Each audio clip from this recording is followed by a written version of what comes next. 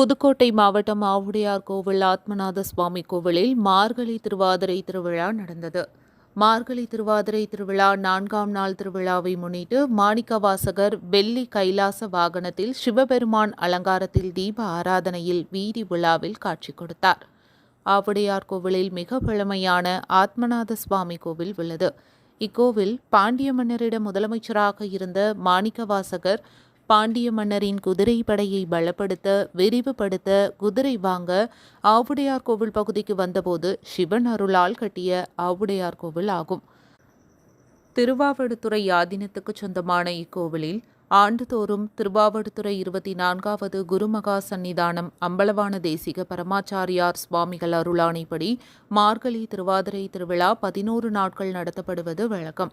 அதன்படி நடந்த வழிபாட்டில் கட்டளை தம்பிரான் வேலப்ப தேசிகர் முன்னிலையில் கோவிலில் உள்ள ஆத்மநாதர், யோகாம்பிகா, வீரபத்திரர், குதிரைசாமி, மாணிக்க வாசகருக்கு சிறப்பு அபிஷேகம் செய்து மலர் அலங்காரம் செய்து மண்டகப்படிதாரர்கள் முன்னிலையில் தீப ஆராதனை செய்து 4ஆம் நாள் விழா நடந்தது.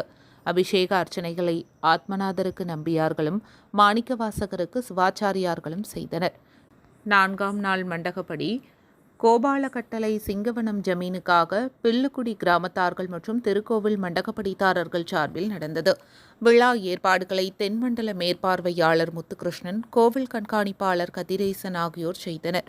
மார்கழி திருவாதிரை திருவிழாவில் முக்கிய நிகழ்வுகளான 7ஆம் நாள் திருவிழாவில் மாணிக்கவாசகர் இடம்ப வாகனத்திலும், 9ஆம் நாள் திருவிழாவில் திருத்தேரிலும், 10ஆம் நாள் திருவிழாவில் வெள்ளி ரதத்திலும், 11ஆம் நாள் திருவிழாவில் திருவாசகம் பிறந்த வரலாறு தொடர்புடைய அதிகாலை உபதேச காட்சியுடன் விழா நிறைவடைகிறது.